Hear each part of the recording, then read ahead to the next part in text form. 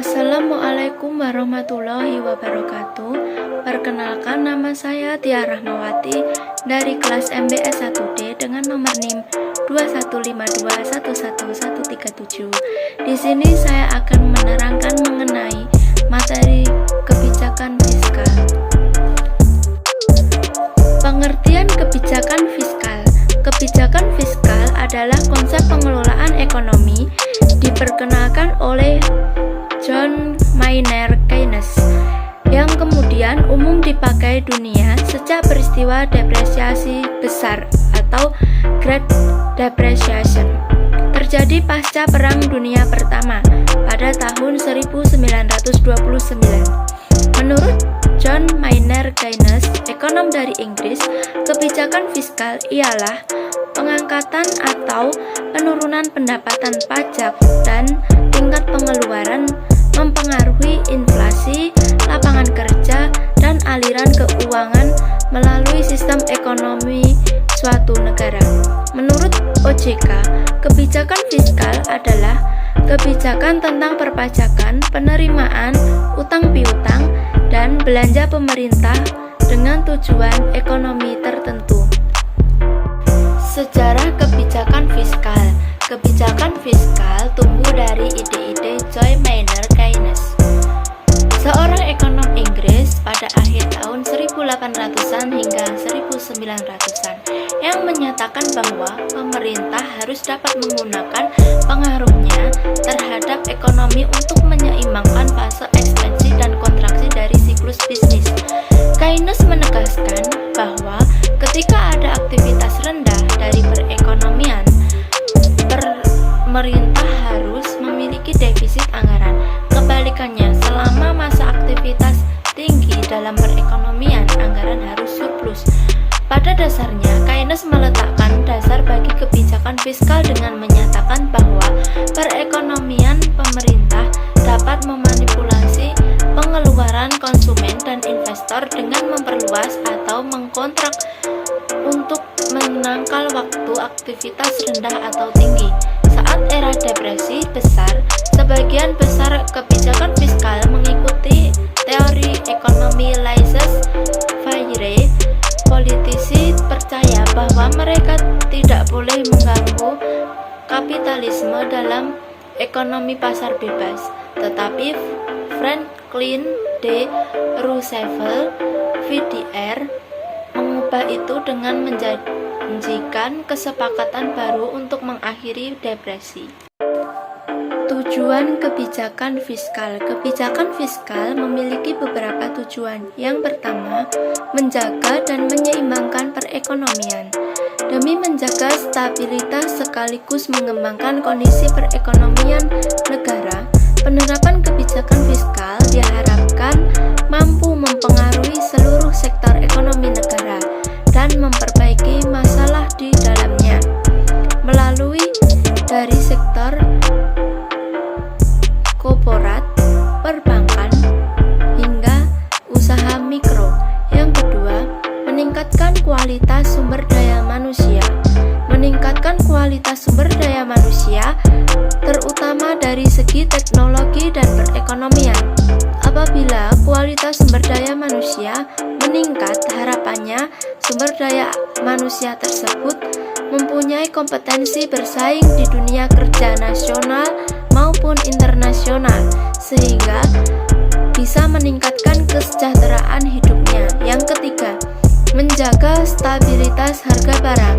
Ada banyak faktor yang mempengaruhi harga barang dalam pasar, melalui dari faktor positif seperti meningkatnya demand sampai faktor negatif seperti terjadinya penimbunan dan monopoli. Salah satu tujuan kebijakan fiskal di Indonesia adalah demi menjaga harga tetap terjangkau bagi masyarakat dan terhindar dari fluktuasi karena pihak yang tidak bertanggung jawab.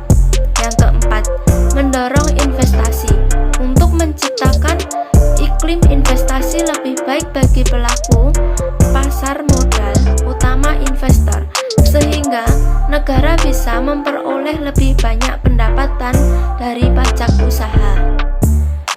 Penerapan kebijakan fiskal di Indonesia. Kebijakan fiskal di Indonesia sudah ada sejak zaman penjajahan Belanda melalui lembaga IJW pada tahun 1944. Undang-undang tersebut kemudian diadaptasi pemerintah guna menyusun kebijakan fiskal di Indonesia melalui proklamasi pada tahun 1997 sampai 2003. Pasca tahun 2003 hingga saat ini, kebijakan fiskal di Indonesia sudah tidak disadur lagi dari IJW pada tahun 1944, melainkan berdasarkan pada analisa perekonomian negara dengan berlandaskan pada Undang-Undang Dasar 1945.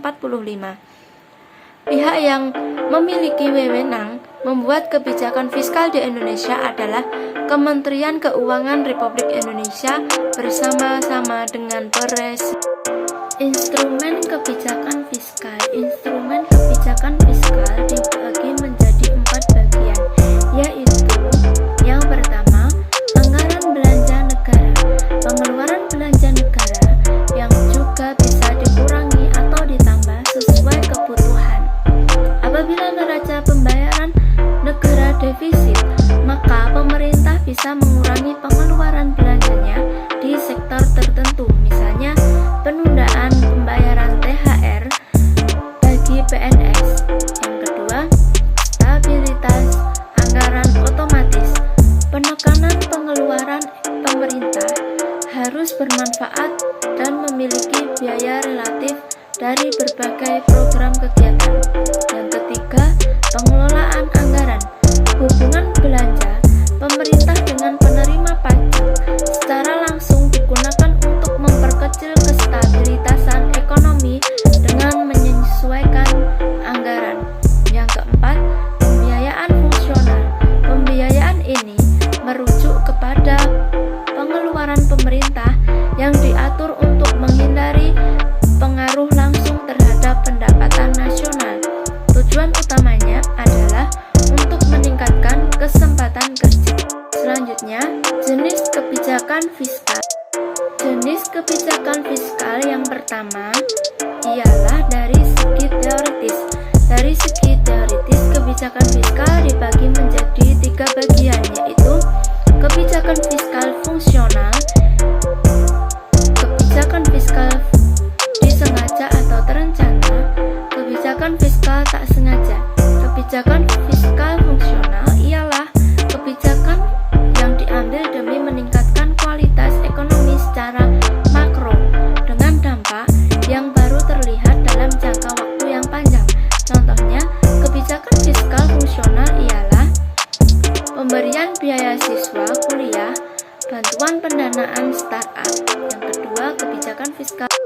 Jenis kebijakan fiskal yang kedua dari segi penerapan atau implementasi dibagi menjadi 2 bagian, yaitu kebijakan fiskal ekspansif dan kebijakan fiskal kontraktif.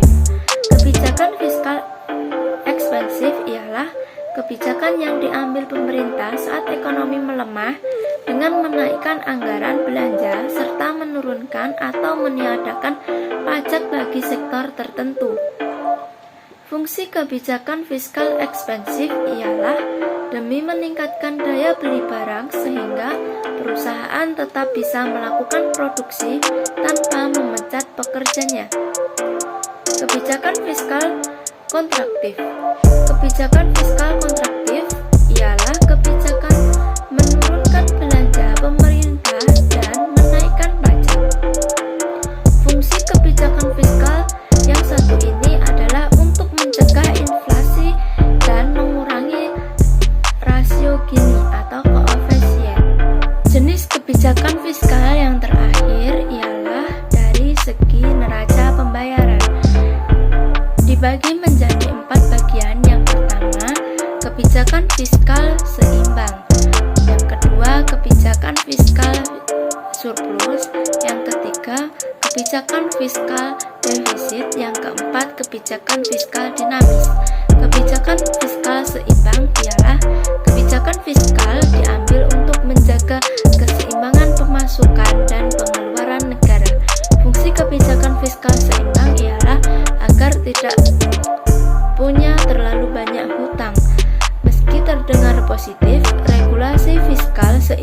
memiliki resiko besar karena tidak semua negara mampu memenuhi kebutuhan seluruh warganya.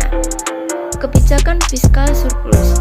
Jenis kebijakan fiskal yang diambil ketika pemasukan lebih banyak daripada pengeluaran. Fungsi kebijakan fiskal surplus ialah menjaga atau mencegah terjadinya inflasi. Yang ketiga, kebijakan fiskal defisit. Kebijakan fiskal defisit kebalikannya dari kebijakan fiskal surplus. Kebijakan fiskal defisit adalah regulasi fiskal guna mengatasi kekurangan pemasukan dibanding pengeluaran. Salah satu contoh kebijakan fiskal defisit ialah utang luar negeri. Kebijakan fiskal dinamis. Kebijakan fiskal dinamis disebut juga